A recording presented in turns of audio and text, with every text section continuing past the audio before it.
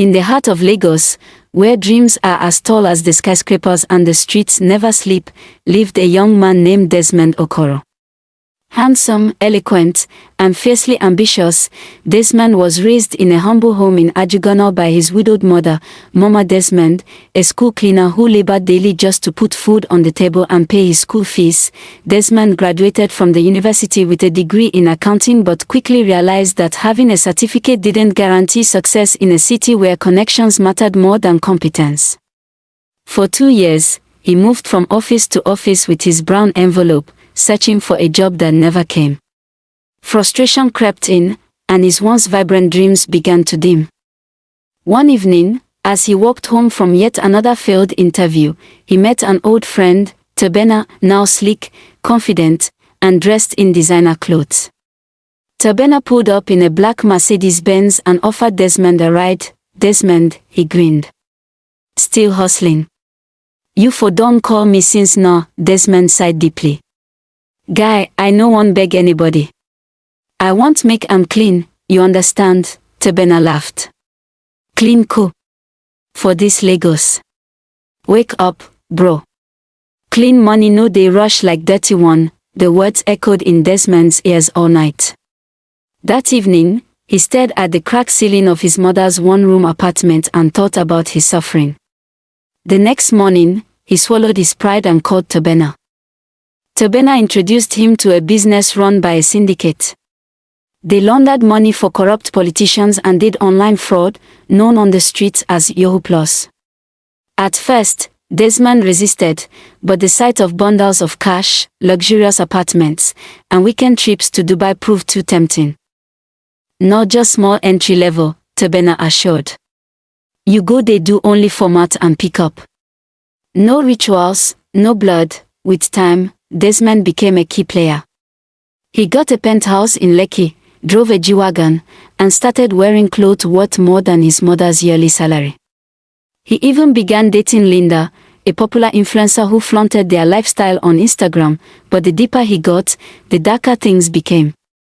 One day, he was summoned by Chief Kazim, the syndicate's boss. You've done well, Desmond, Chief said with a chilling smile. But real wealth requires real sacrifice. You ready? What kind of sacrifice, sir? Just a simple ritual, Chief replied. An innocent life. Desmond froze.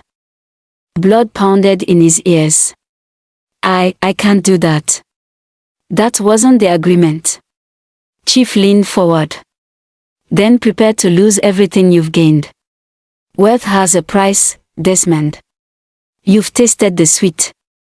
Are you ready for the bitter? Terrified, Desmond ran out of the compound. That night, he couldn't sleep. Linda tried to comfort him, but her words felt empty. He sat up, trembling, his mind haunted by the words, an innocent life. The next morning, he received a call. His mother had slumped while sweeping and was rushed to the hospital. Her condition was critical, and the doctors needed millions for surgery.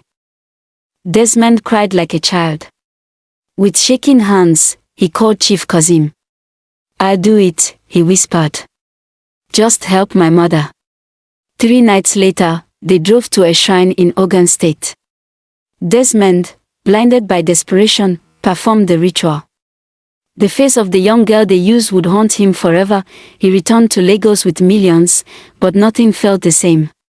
He showered his mother with gifts, but she noticed the change. Desmond, she said one morning, I don't know what you've done, but wealth that kills your soul is poverty in disguise. Weeks later, Linda left him for a richer man. Then came the nightmares, bloody, terrifying dreams where the girl he sacrificed chased him with a knife. He began seeing things, blood on his hands, shadows in his penthouse, and voices whispering, vanity upon vanity. One evening, as he sped through Lekki, drunk and tired of his tormented mind, he crashed into a concrete barrier. The G-Wagon somersaulted, bursting into flames. Miraculously, he survived, but with burns and broken bones. In the hospital, there were no friends, no syndicate, no Linda, only his mother, her eyes filled with tears and disappointment. Desmond, she wept, I raised you with prayers, not for you to exchange souls for wealth." That night, Desmond stared at the ceiling of the hospital ward. He had it all: money, fame, power, and lost it all. His mind echoed with the verse his mother always quoted. "What shall it profit a man, if he shall gain the whole world, and lose his own soul?" Mark 8 verse 36. When he was discharged, Desmond returned to Agyegona. He sold everything he had left, donated the money to an orphanage, and began volunteering as a youth counselor, speaking in schools about the dangers of chasing wealth through evil means. His story spread across social media.